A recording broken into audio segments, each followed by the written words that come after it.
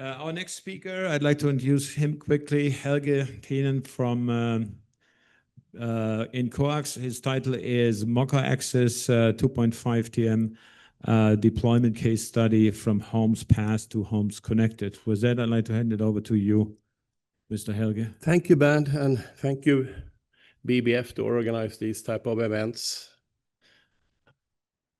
So my name is Helge Tienen. I'm responsible for business development. And of course, what does that mean? What I do daily is try to help operators how they can deploy more and more customers and more efficiently. And also I'm very much involved in the work in BBF and in other standardization organizations. And I mean, we challenge this situation that we have a lot of home passed, but how do we connect these homes? When it comes to private homes, single family units, it's rather easy. But when you come to an MDU, multi-dwelling unit, there is suddenly not only one person you talk to. You have to talk to the building owner, you have to talk to the apartment owners. And in many cases, the apartments are not in the hand of the owner, they are re-rented. So that is a complex environment. And I want to give you some examples of how this can be done in another way than only go fiber all the way. And the question is, how do we connect the brownfield MDU installations? There is challenges like we don't have any available ducts for fiber or Cat6 cabling. In some countries, you can take away the phone wiring and then try to blow the fiber. It maybe works in some apartments, but not other apartments. And then putting in new ducts is not always accepted. I mean, they have to be put on the wall, maybe in elevator shafts, but it is complicated. And in all ways, you have to get it to the apartment door, because on a flat, you maybe have 4 apartments, then you have to go to each, and then you have to have these ducts which are on top of the existing, I mean, hallway in the roof or in the walls. And then when you come to the apartments, you knock on the door, but nobody's there. So you cannot do the installation. So it will very often mean that you have to go there many times to do the same work. So it is very cost and time consuming. And then if you come in, then you typically terminate the fiber above the entrance door. But above the entrance door, there is no power for the ONT. So then you need to do electrical installations. And electrical installations, you cannot do them high, they have to be on the wall. So it is not so nice to get a lot of comments on that. And then if you're going to build this in a massive way, I mean, in Europe, we have 224 million apartments in MDU buildings. It's a massive work to connect all these. So we don't have availability of the installers to build these fiber networks. And this is also the same in US. There is a lack of people to do this. If we want to do I mean, we have goals which means that we have to have this gigabit network in place, for example, in Europe for 2030. And it's very costly. I mean, there is a lot of different figures. The lowest figure I heard is in Romania, it costs about 10 euro per apartment because the labor is so cheap. Then we go to Germany, where we are now. I hear figures which are around 1,000 euro per apartment.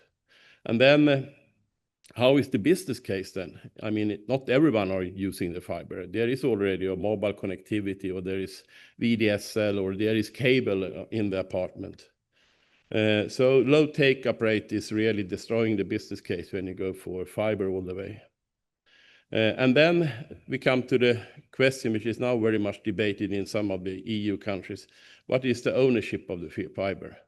Because typically the infrastructure of a building by law is owned by the building owner. So you as an operator invest thousands of euros, and then it goes to the building owner. So you have to find constructive, agreements, long-term agreements, which makes that you can get the return on investment. And then also these long contracts means that you lock in the customers, and that's not approved by the competitive authorities, that you make 10 years agreement with the building owner, but then the subscribers can't change the supplier or the service provider. So there are a number of challenges. Of course, we don't have these if you have a new built areas. I think one operator told me that One way of doing the fiber infrastructure is when you do relining. That means you have new ducts done when you change the lines for water and wastewater. But it's only 2% of the building. So this means it will take 50 years before we have duct infrastructure in place. So then we have to think of what can we do instead? And to meet these goals, I mean, we have 49%, according to the FTT Council, are the take-up rate today. So half of what we have installed is not connected today. And that's not a good business case. I mean, we hear in more countries, both in Germany and UK and Europe, that the authorities or the investors, they want to see more connected customers and much faster. And I mean, the EU is the goal, 1 gigabit to everyone by 2030. How would we achieve this? By doing all fiber all the way. And a little bit of that I will go in a little bit deeper. How can we use the existing infrastructure? We have in the MDU building, I mean, MDU buildings, they have a certain type of infrastructure, and this is, I would say, the same in US and Europe. We have the twisted pair, but we can achieve maximum 300 meg if you're going to go for everyone. There can be massive redone of the telephone wiring. We have the coax cabling that is today occupied by TV distribution, but that can handle, I mean, we see that today 2.5 gig, we can come up to 5 gig, and in future 10 gig. But there is also another trend which is making that the coax cables become more and more interesting, is that TV distribution is moving over to IP. More and more operators, even cable operators, say, yeah, we go all IP. And we see that the adoption of the DOCSIS 4.0 technology is not so high. We have, for example, in UK, Virgin Media saying that, yeah, we have 12 million subscribers. We will not do DOCSIS 4. It's all fiber. Of course, they will have the challenge when they come to the building. How can we reach these? Because the ducts are in the ground, they can reuse, but maybe not in the building. Power lines is not anymore actual because the speed is too low. And of course, fiber. So what we are doing, we are trying to push in BBF. How can we reuse the existing infrastructure? We are driving standards around that. The first one was fiber access extension, which is a TR419 document. This is explaining how we can extend the active optical Ethernet network over coax, and also how we can extend passive optical network PON over coax. So there is a standard around that. Now is another work we are doing, which we hopefully can present at Network X, is this what we call multi-tenant fiber access, wireless fiber access extension. So we will extend the 5G signal in millimeter wave into the building, because millimeter wave, we can't go through the walls. We need to have an in-building infrastructure. And that standardization work is ongoing, and hopefully it will be ready by this autumn, and we will be able to demonstrate how this works in reality at Network X. So we are pushing very much how to reuse the existing infrastructure.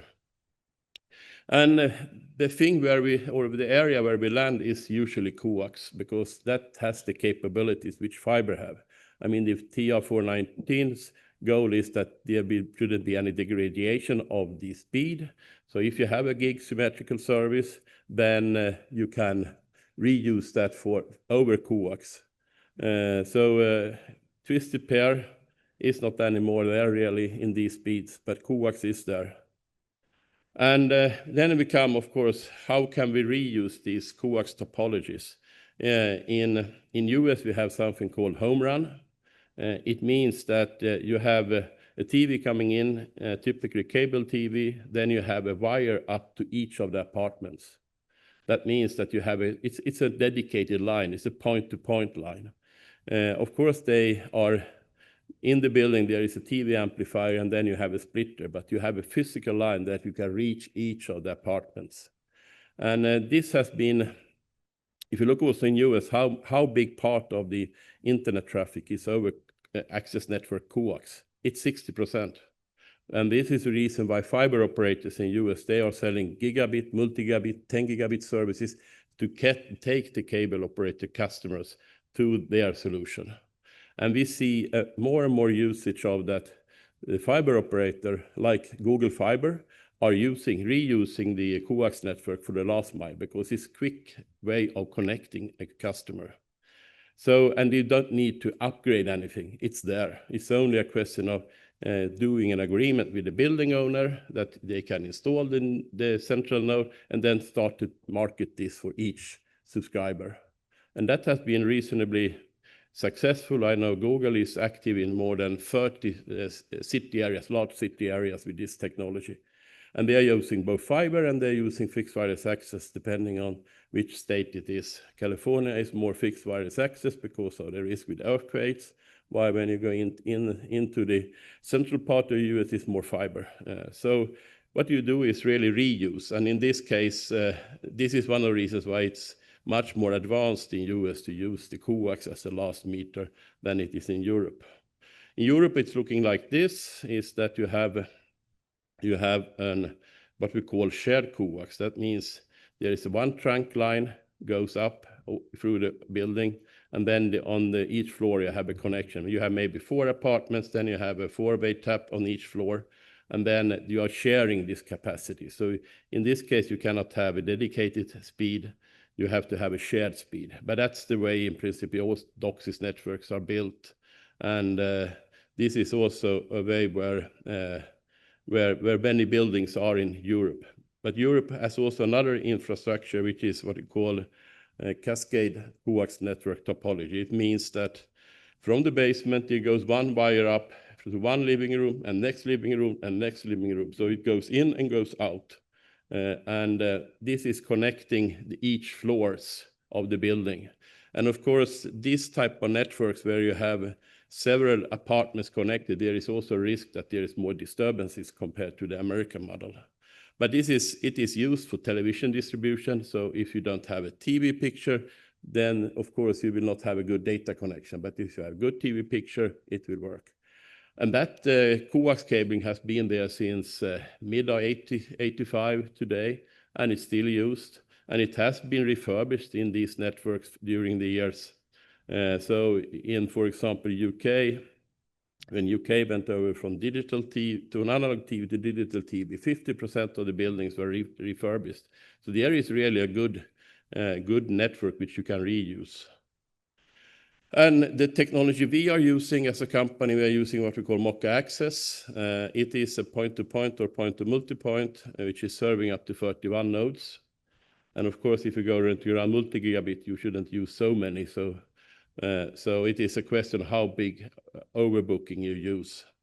And it can provide a 2.5 gigabit symmetrical performance. If you measure this, if you take away the overhead of the Ethernet frames, you are about 2.2, 2.3. So it's a symmetrical technology over the existing infrastructure. And it has around 5 millisecond latency up and down. So it is a very, favorable technology compared to DOCSIS. DOCSIS has up to 100 milliseconds. So gamers don't really like that, but MoCA is really for gamers also. It's a very, very, let's say, good performing technology in that. And we can use a spectrum between 400 to 1675 megahertz, which means that there is many places we can place this. So it has been standardized in the way that there is a lower band, mid band, and high bands, depending on what services there are. And of course, QoS is very important. We are now coming with a new standard in the MoCA Alliance, which is enhanced QoS to improve the QoS functionality for those work we do, for example, in BBF. And there is a number of power saving states. It's a secure onboarding. We call it MoCA Sec, where you encrypt the communication from the central node to each of the apartments. And you have different levels of how you want to have that. Either you have a radio server or you have a more simplified pre-share caring. And we have also developed in BBF, it starts to be in the final track, which is the VT496. It's NetConf Young standard, so this is going to be manageable through NetConf Young. And we have also XML SOAP, and there are a number of extended link budget, which means that we can run longer than when the TV signal. A typical TV signal has 45 dB link budget, while MoCA has 60 dB. And the aim is that you can run this over existing coaxial networks. And then we come to the speed. How fast can we run? It's very much depending on the signal noise ratio. If you have a signal noise ratio which is 40 dB or better, then we can run 3.2 gig over the coax link. And this is automatically adjusting. If you have a lower signal rate, we come down to 2.56. And it is so adaptable, we can go down to 1 gig. So we have many operators who are only serving 1 gigabit symmetrical. They don't do anything, any refurbishment on the coax network, and still they get the gigabit speed, which is shared among the users on that line. So it is a very robust technology. And now we are also pushing that we will do a new version of the MoCA 2.5, which is meaning that we are bonding two MoCA bands. That will give a 6.4 gig speed on the physical layer, and we will run somewhere 5.5, 5.3 gig symmetrical services.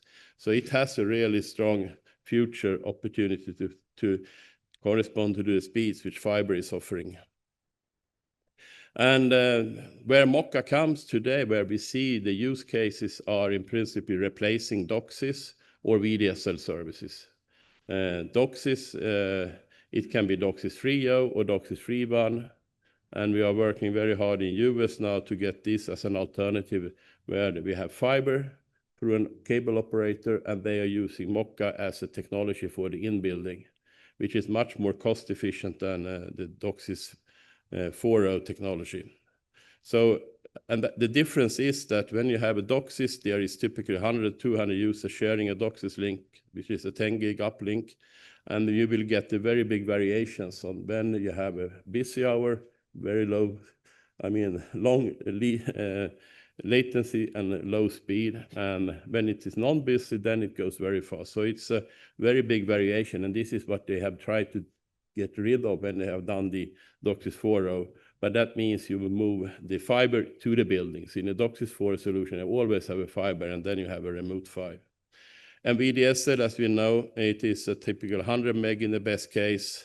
So that's a very typical case that an operator have the VDSL plan and they go over to MoCA. But there is a lot of education which we help the operators to do and go through. And if you look how the typical architecture is, it is you come in with a fiber for TV, you have another fiber for, in this case, for data. In this case, you have only TV spectrum, which goes from 130 to 250 megahertz. That's about 40 TV channels, and they are using MoCA in the 400 to 900 megahertz. And this deployment was done, there had been a DOCSIS 3.1 service before, so the building owner decided that they wanted to have an alternative to the expensive DOCSIS services. And the people didn't want to have so many TV channels. So here is an example which I started with. With this technology, you can do it much faster than deploying fiber in the building, like FTTR. I have an example from Finland, where the operator had 22 MDU buildings. They made a contract. It was a municipal-owned building area. That all the in-building installations, the fiber was already pre-installed, took 70 hours, which means 7.7 minutes per apartment. And the NT and the Wi-Fi part was done by the customer. So there was no entrance to apartments. And that is, I think, currently the world record of connecting an MDU in 70 hours. And it was 545 apartments. We have another example, which is in Cleveland, US, where 47 MDU buildings were installed. And in that case, there were no infrastructure. So they built also in that time the FVA installation. The central mast for that town, those were ready, but FVA modem, the cabling down, and then they used MoCA Access. And they connected, in this case, there was 2 installers. It took 720 hours. It means 35.4 minutes per apartment. And that was including the NT and Wi-Fi installation. So comparing this with doing a fiber installation, it takes much more time. So this is a fast way of connecting MDU buildings. An example of that is, this is an example of DOCSIS 3.1 replacement. In principle, what is done, it's that we install the blue box, which is a TV, fiber to TV converter, and then we install the black box, which is the MoCA control unit. And then there is, in this case, there goes one coax cable out to the building, and these building sizes are about 15 to 20 apartments. And if you look on the take-up rate, it's not 100%. In this case, they did, if I don't remember wrong, they did individual agreements, so it's about 30%. So pulling fiber to everyone and you get only 30% paying customers, that's not a good business case. We have another example. This was replacing VDSL in an MDU I think this was also in Finland. They had VDSL services, but the problem with the VDSL was that they can't get any replacements, any spare parts, power supply units, because it's so old technology. So they were forced to do something, and they had an alternative to build fiber all the way or using the MoCA technology. And again, the take-up rate is not, in the best case, you come to 50%, but in many cases, you are far away from that. And this is especially if you are in rural areas where you have already other services like 5G or 4G mobile services. So if you look what is, as I mentioned, this is a business case. As I showed earlier, that the cost of deploying a fiber to the room type of solution, it's about 400 to 1,000 euro. In this case, if you use the MoCA technology combined with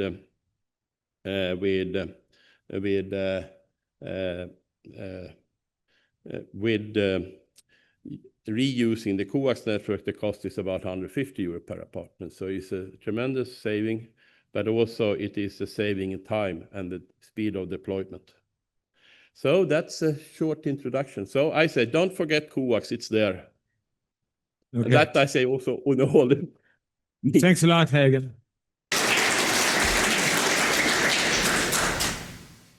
And for sure, Helge is there for answering the questions here. So any questions from the floor?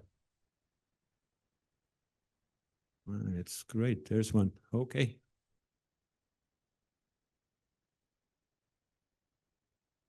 Don't ask me to be technical and work out how to open a mic. Helge, quick question. When you've been looking historically at fiber to the building with one network management platform, and then copper technologies like MoCA inside the building needing a new network management platform, has anything changed when we looked at fiber to the distribution point versus fiber to the extension point from that perspective? Yeah, it's a good question. I mean, when we started this work in 2016, it was very much fiber to the fiber to the deployment. And that was very much an GFast approach, so VDSL approach. Then we did this TR419, which means that we took it to the FTTEP. It was fiber to the extension point, but I think somebody invented fiber to the economical point. It was you. And I mean, what has happened after that is that the coax technology, which has been abandoned in this type of organizations where you only talk about fiber and DSL, it has been more and more accepted. And we see this also in the cooperations we do with the industry, that it is the take-up rate among those companies is already there also. And we see also that the cable industry is, when they are thinking strategically, what shall we do as a company? Should we continue with the DOCSIS 4.0 and then we need to do a 5.0? And the cost of that is so high. So, I mean, when they did DOCSIS 3.1 upgrade, it did cost X money. Now, when they do DOCSIS 4.0 upgrade, it costs maybe 1.5X. So you have to invest so much. Is that worthwhile, or should we go over strategically now to the fiber? And then I can have the opportunity to run fiber in new buildings, but then I can reuse the coax in old buildings. which doesn't mean that I can, after, let's say, 5 years, I can change that to fiber. But this is a fast deployment way, and that's about our operators. They really like this. They don't realize that in the beginning, that it goes so fast. But of course, you have to have the understanding and the competence around the coax.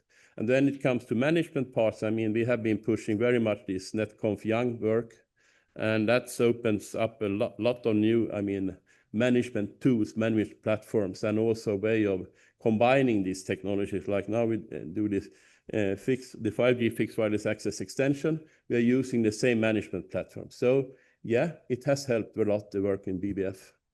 Thanks. I'm Evan from Huawei. Thank you so much for your presentation, Helge. And just have a quick question. And right now, do you have a number right now in European area or in American area? How many users for the MoCA solution?